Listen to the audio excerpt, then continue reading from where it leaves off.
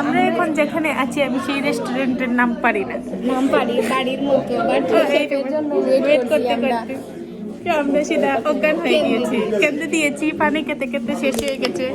এই দেখেন অনেক পানি খেয়েছি, এই পানির টাকাটা পর্যন্ত নিয়েছে। আর ইনি হলেন আমাদের সাধু আপা। আর কি তা কইতাম, উনি হলেন আমাদের সামনে উনি হলেন আমাদের স্বামী আপা, সেলিব্রিটি। আর আর কি তা কইতাম, আর রেস্টুরেন্ট সুন্দর আছে। উনি